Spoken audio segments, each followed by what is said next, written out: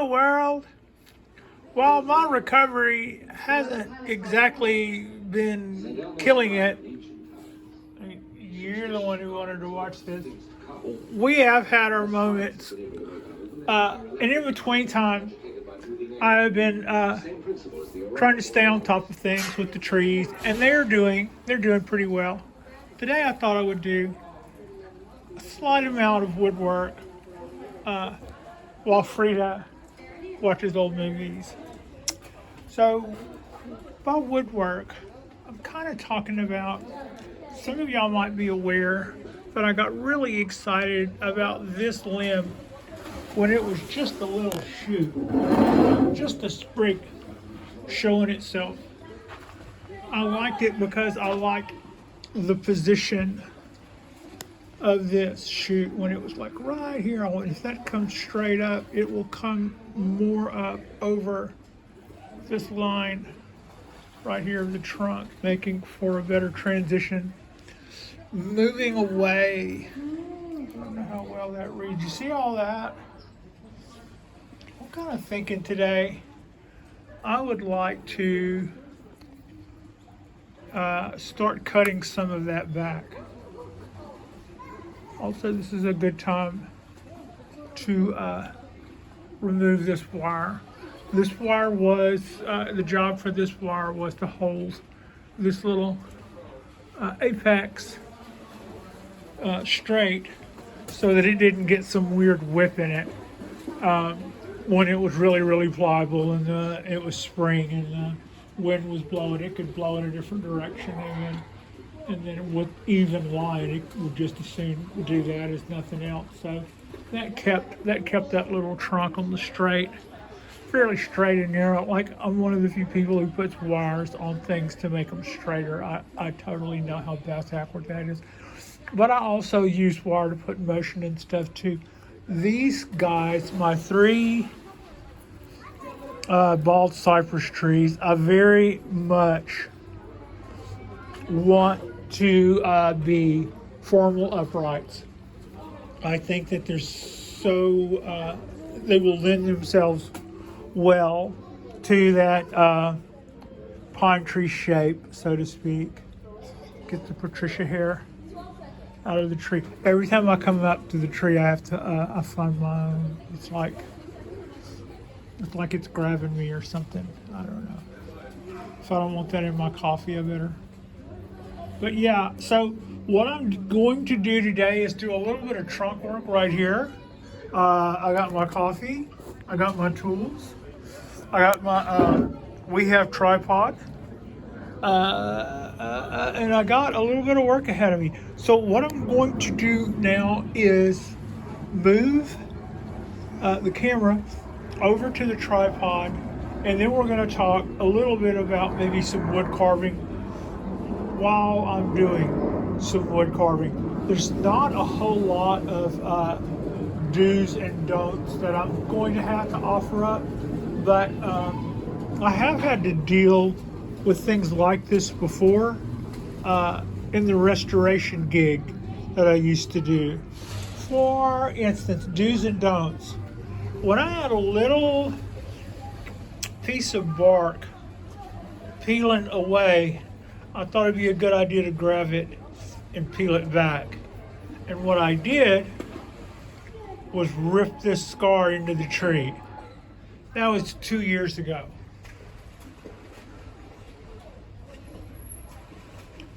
We're just going to take a second and look at that. Look at what you did, Patricia. So what I'm focusing in on that is because that's not something that I intended to do to my tree, and I wouldn't recommend that. What if I really had something peeling back that I wanted to get rid of? A better way to have handled that would have been, one, anything other than grabbing it with pliers and pulling straight down. Severing it with a knife or the sharp edge of scissors, but not straight across. Make a little jagged cut across here, and then grab that in with the pliers and rotate it around like rolling something back, like rolling a rug back. you have more control. You see how much you're tearing up or not tearing up, and you can exert some influence over where that breaks off better, more so than if you just grab it with pliers and go yank it straight down. A lot of time that could have just as easily, had it not been for that limb there, that rip could have just as easily been some peeled piece of bark back over here that I just never dealt with. So that's kind of what I'm saying in regards to that. And also, we are going to, at some point, going to have to deal with this bulge here. And what I really want is for this trunk to homogenize itself more, as it fattens up. It takes this more center spot, and this is going to swell at the same time. And I'm not going to really be all that crazy about this huge bulge out here. So this is going to be the part where I'm going to hand this off to the tripod. Then we're going to give that's probably not the worst. Let's see, my finger is right here. That's where I'm working. So we'll pan that over a little. And then let's go to it. So first things first, I'm going to try to do a lot of this right-handed. I'm ambidextrous, but I'm predominantly left-handed.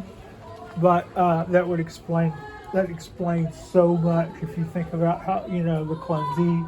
Anyway, the more I can do with my right hand, the less I interfere. You can probably see what I mean when I put my left hand in to help at all with anything. It's kind of right there in the way at that point. So that is me. Now I'm going to go up at the top and come at it from the same way. Pinching that off the way I am is kind of trying to support the limb. I don't want to be exerting any force on this limb as I do that. There we go. Yeah, we're okay. We kind of got away with that. I like spiders. So it's good to see that those little webs I'm seeing is a spider and not a spider mite, which is not a spider. They just have that S word in their name. And spiders are good. They're kind of like ladybugs and other stuff. And to that end, I try to give thought about what it is that I might be tempted to use as a preventative precaution. That would I don't want to spray something on there necessarily that's going to kill spiders or that's going to necessarily kill bees. I do have to be concerned about, for instance, neem. I don't think it kills them. Pretty sure it doesn't. But it will keep them away for a couple of weeks. So you're basically taking that little part of their habitat away if you're doing that. I'm just going here and start taking off some bits. And like I said earlier, I should be doing this more right-handed. I should also go for my bigger cutters. The youngsters sound like they're having an awesome time. I hope somewhere Marco is getting his royalties for all this. But this is kind of what I'm doing. I'm just, the bigger this knot protrudes out on the tree, the more it has to grow over.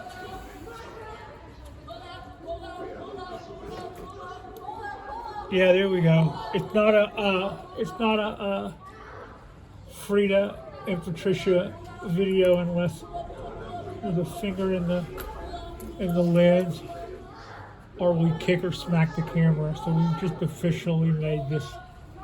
It's officially the real deal. It's almost like a pat seal of approval. Oops, where are we at? Are we still short? Yeah, I'm just still kind of eating away at that. And we don't have to do this all at once.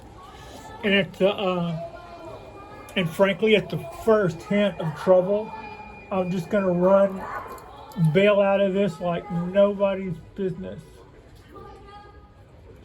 And as we do this with the wrong hand again, it's not easy to come in from that angle, but it's not so bad here.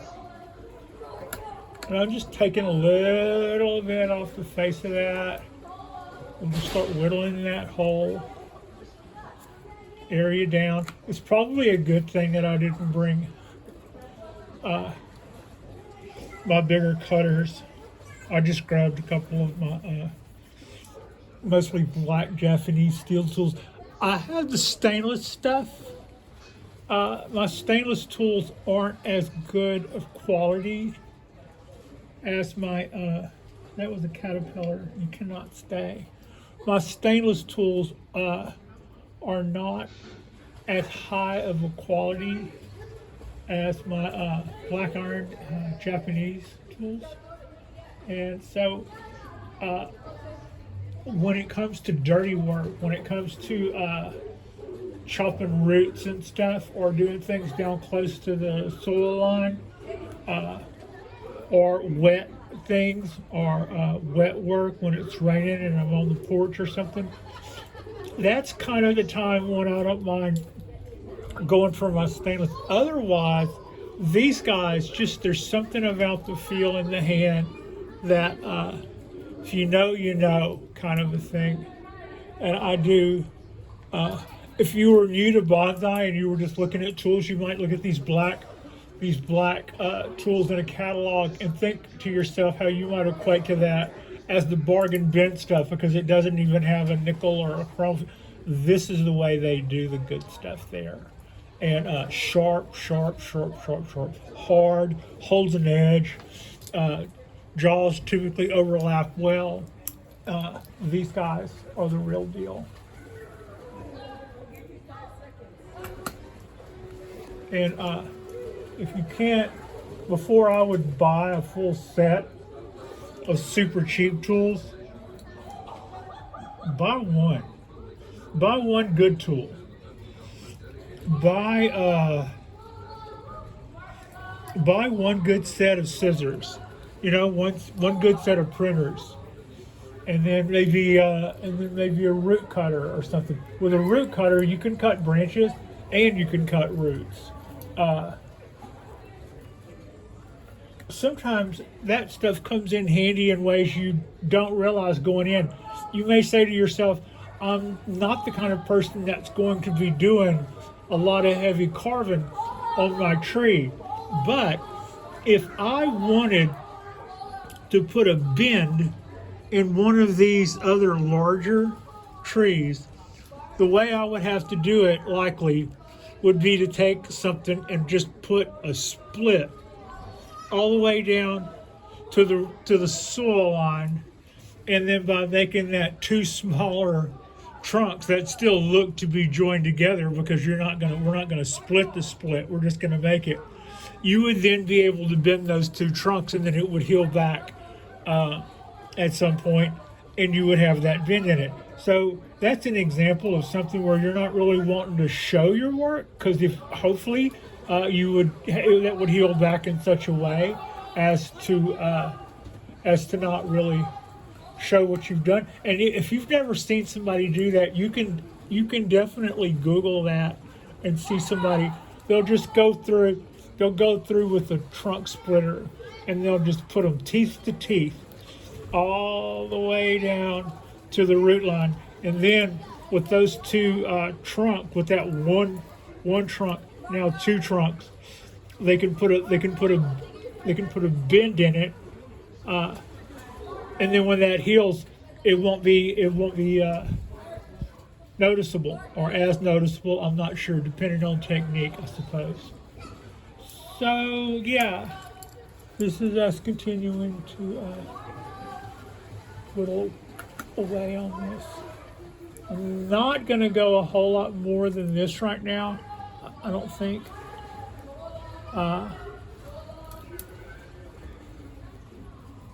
We're pretty close. We're pretty close. I should take out some of that center, I suppose. Try not to mangle these branches up. They're not necessarily keepers. It's not going to kill us if we do. If we are a little rough with it, but there's no reason. That is a good chop. If I do that the rest of the way down without getting in any trouble, we'll call that snuff.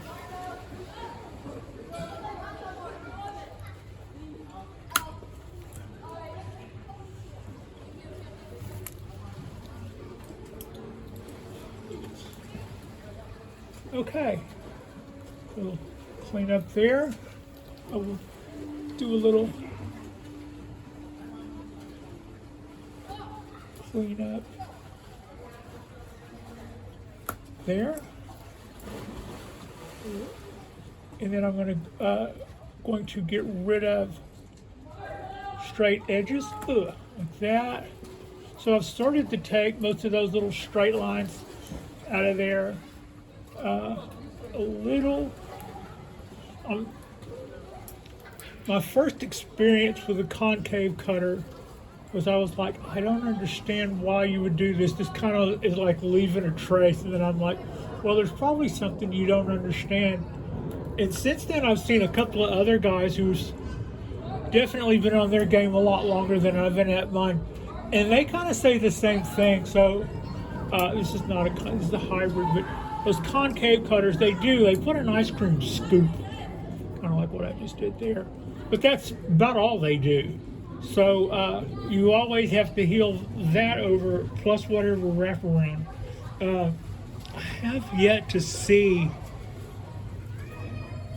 where that would be the go-to tool. I'm still waiting for that day when I go, oh yeah, right, the concave cutter, it goes right here. Or maybe if I've got to remove a whole lot of wood, you know, and I insist on doing it by hand for some reason, that might be my, you know, like a shovel kind of a thing. But otherwise, I'm not really sure why we even have those guys. Maybe if you know, you can throw me a bone. But you see all this stuff where it's really starting to transition. Here we go. That's what I wanted to cut back. I actually kind of dug in a little bit to last year's rollover, but that's quite all right. We just flattened that right off. Kept that little branch. I don't think that'll hurt us. So, yeah, that's where we're gonna leave. That's where we're gonna leave that. And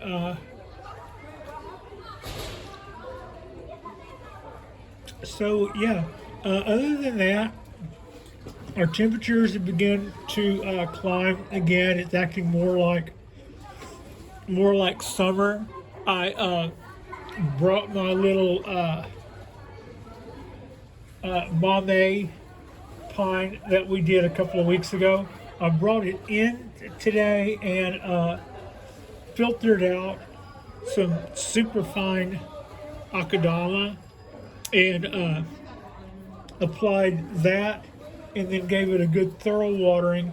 I'm kind of worried about it. We got away, I'm pretty sure we got away with the work we did on that tree at that time because our temperatures were just so mild. I'm having a hard time seeing where it would have made a difference. But on the other hand, a week later or 2 weeks later, when the temperatures really start coming back, I do get a little concerned. But I thought it would be a good time to show you this. Where is it? There it is. Like trying to find like trying to look for something in a microscope. This is us. Our little Bombay Japanese black pine. Now, you see, let's see, can I point to it? No, I cannot. I can point to it this way. Right here, this part on the, where my fingernail is, that's actually roots. That's the trick, or one of the tricks. You know how I was talking about how you kind of can let wire squeeze in between the branches of, or the, you know, you can let the branches kind of grow out and squeeze in between the wire on pines. That's one thing they do, but another thing they do is they make the base out of roots. When you hear people talking about what's the first thing you worry about when you're doing a Japanese black pine, the pros always go for the most unfun stuff. They always go the roots, the roots, the roots, the roots, the roots, the roots. From day one, 18 years ago, our guy was combing these roots out this way, and probably had it in a colander or was doing something to just keep those roots fanning out like this. And then as they fill in between them, there's an old joke about what that is. It's a dad joke, so I won't go there. You know, and as that fans out, that becomes your base. That actually grows bark. You know, at some point, what is this, and is obviously roots, was at some point this, and is now not so obviously roots.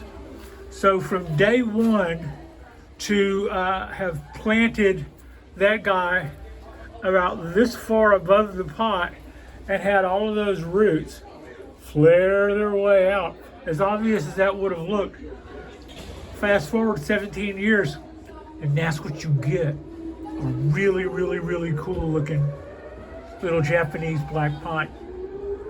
18 years from seed now.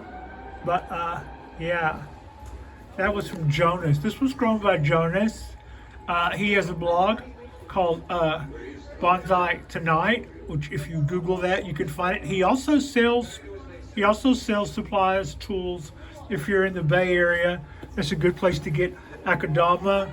Otherwise, he does have a mail order, and he does go on tour, and he does do lectures, Bonsai lectures, and I would recommend him. I have several of his trees, and I haven't taken his courses yet. They've always either interfered with either a medical thing going on, or a job that I have, or financial uncertainty, you know, during COVID. So I look forward to the time when I can do one of his courses, because I am close and he does do those, and they would definitely be worthwhile. So yeah, quick look while we're doing quick looks at things. That's the Dawn Redwood. It's putting out all kind of stuff, and in a couple of weeks, when I've recovered a little bit more to where I don't mind straining with stitches in my face and stuff. Don't be gross, man. In a couple of weeks, when I've recovered a little bit more, I'll be bringing that guy in the house and trying to make some sort of bonsai sense out of it. Right now, I'm really happy that we got away with our 90-degree snap with just a little bit of dieback. And what kind of saved me there was last time I did this, something like that happened. I flooded the plant to make sure it stayed adequately watered, and that actually just continued to increase the odds of it just having a shutdown, because it was too wet then. It couldn't. So Basically, yeah, what I did this time around was I came in and saw that it was suffering from a whole lot of dieback, and it was still like 87 degrees, but not quite 90, and everything else looked like it was doing pretty good. I watered everybody to cool it down, and then I backed off how much I had been watering this one to account for the lack of foliage that it now had after that amount of dieback. It did still have all the shoots and stuff that was really the closest little buds to the branches that were coming out were all still there, and I thought, well, those will either turn brown and fall off or they'll continue to push. Well, that's what you see on the tree now. Almost none of that stuff is the stuff that survived the 90-degree temperature. That 90-degree spell, for whatever reason, caught me or that tree off guard while I was in San Francisco. And when I came back, it was a trillion degrees here, and that tree had a massive amount of dieback.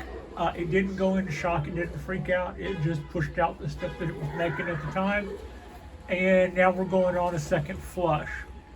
I don't really see a whole lot there in the way of branches that I can use. We were looking at a restyling before we started having our little dieback issues. And right now, I'm kind of got my heart set on replenishing the energy in this tree more than I am concerned about making it another formal upright like I am planning to do the cypress trees. It's cousin. But the health will come back. It's pushing out all this stuff. It's making lots of fronds. It's making lots of chlorophyll. It's storing a lot of energy in the leaves. So we're happy with the way that's going. And happy is a good way to describe what we have going on with the cork bark Japanese black pine. That's one of those trees that doesn't really, this is the back of the tree, but man, you can really look at that. It's just really showing off those plates of cork bark. And I'm really tempted to bring that guy back over here because the whole front of the tree absolutely loves the lights, loves the evenness of it, and it penetrates well. And a lot of other things that I like about it, they're in and out of the wind. And so I just feel like I have a lot more control. The one thing I don't like is the back of the tree is not getting enough light. And I don't really think, people have suggested I put a bounce card there. I don't think enough stuff is hitting the back of that wall to then bounce off, being now less because it bounced up to adequately make. I don't think that would mean that I still wouldn't have to move that tree. If I do that or don't do that, I would still have to do something to account for the lack of light that the back side of the tree gets. So that's kind of what I'm trying to say. So yeah, I will probably put the camera down when I'm done. Make sure that I'm happy with that. Probably, I can do that while I'm here. I was going to say I'd probably use both hands and make sure I was doing something, but I'm going to get this right here, right now. I'm just trying to take little whittle off bites of the part of this that extends beyond here. You can kind of see how all this comes out. This is what I'd like to kill back.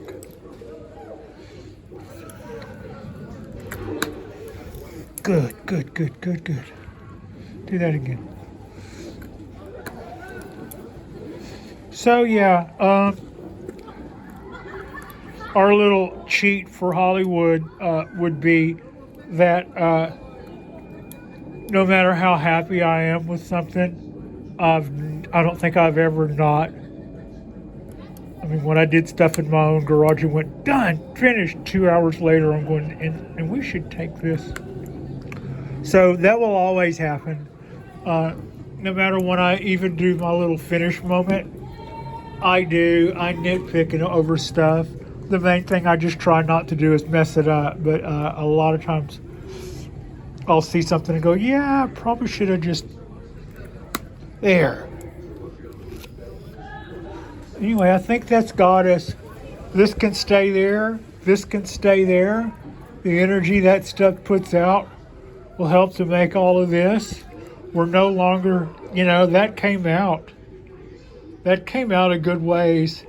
And now that's all been cut back. The one thing I didn't bring over here with me is paste. I think you guys have seen me paste up before. This is Dutch chocolate milk and espresso. All the food groups. It's got the chocolate food group, the fat food group, and the caffeine food group. All right, so that's us. That's all I'm going to do right now, except maybe a little cleanup. Maybe hang out on the couch and see whether Earth or the UFOs win. Frida looks like she's enjoying the movie. And it took no time for a new round of Patricia hair and a Bald Cypress. Okay, so I could never have a Bald Cypress because I just every time I walk through here, I leave Patricia hair all over the damn thing. Like and subscribe if you guys have not already. This is our Sunday drop. We will do a Monday drop. Pretty sure. Honest engine. Look at all the new buds just coming out on this ponderosa. I'm so glad to see a tree pushing out new growth. It's kind of like, I've weighed my options and decided to come back. That's what I tell the guys at work whenever I come back from it. Having weighed my options, I've decided to come back to work. Thank you so much for watching. I appreciate you. Frida Reba Darcy appreciates you. Our next drop, as I said, will be Monday. And we'll probably do some sort of little show hen cleanup work. And when I'm speaking of all the little new buds on ponderosas, some show hen cleanup work. It's a good time to bring in the little guys and look and see how they're doing and stuff. I always enjoy that. And so yeah, thank you so much.